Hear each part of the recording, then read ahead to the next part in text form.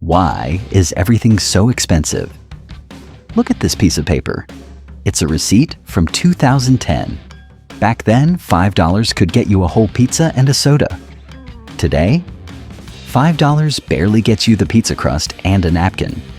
Is the world getting greedier? Or is our money just broken? Welcome to Common Sense. And today, we're explaining inflation like you're 5 years old. The pizza island analogy. To understand inflation, we need to leave the city and go to an island. Imagine an island where there are only two things: 10 delicious pizzas and exactly $101 bills. That's it. That's the whole economy. Since there's $100 for 10 pizzas, each pizza costs $10. It's simple math. Even a golden retriever could run this island.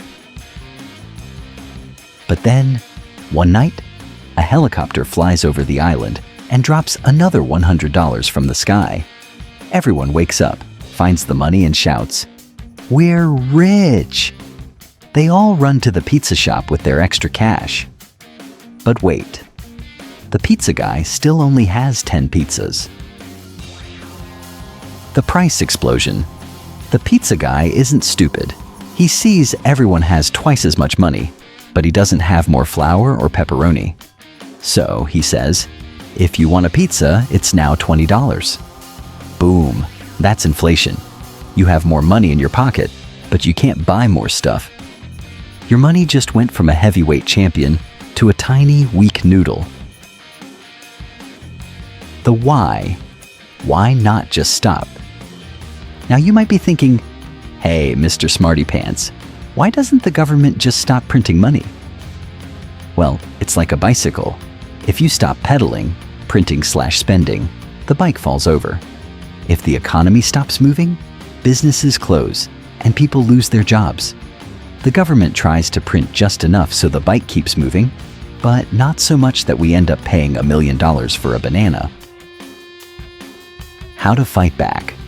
So, how do you protect your lunch money? If you leave your cash under your bed, the inflation monster will eat it. 10 years later, that $100 will only buy you a pack of gum.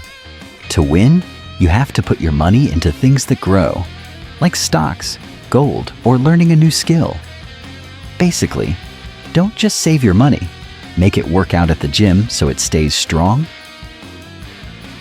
Inflation is the reason your grandpa always says, "In my day, a movie ticket was a nickel." Don't be like grandpa, be smarter. If this made sense to you, hit the like button and subscribe to Common Sense. We make the complicated stuff simple, so you don't stay broke. See you in the next one? Now go buy that pizza before the price goes up again. The sneaky brother, shrinkflation. Wait. There's something even more evil than rising prices. It's called shrinkflation.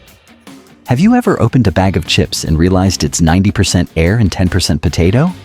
That's not an accident. Instead of raising the price from $2 to $3, companies just make the bag smaller or put fewer chips inside.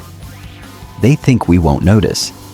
It's like your boss saying you're still getting the same salary, but now you have to work 6 days instead of 5. It's a ninja move to take your money without you getting mad. When things go crazy, hyperinflation.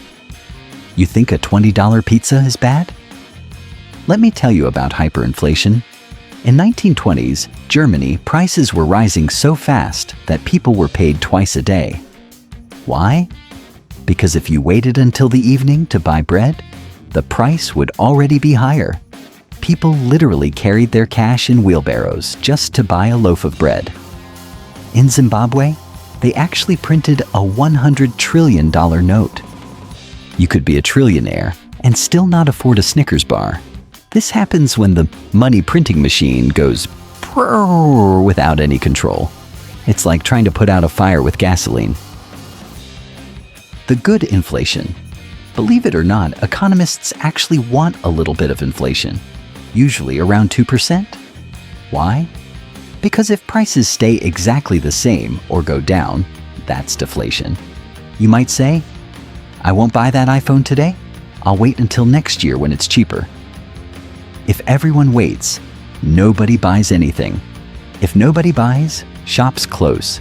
A tiny bit of inflation is like a carrot on a stick. It keeps us moving, spending, and working. It's the caffeine in the economy's coffee. Too much, and your heart explodes. Too little, and you fall asleep. Final advice and conclusion. So, the golden rule? Don't just work for money. Make your money work for you. Inflation is a race. If you're standing still, you're losing. If you're investing, you're at least wearing running shoes. Thanks for sticking with me on this deep dive. If you want to know which running shoes are best for your money, stocks, crypto, or gold, let me know in the comments. I'm A. Dune, and this was Common Sense. Keep your sense common and your wealth growing. Peace.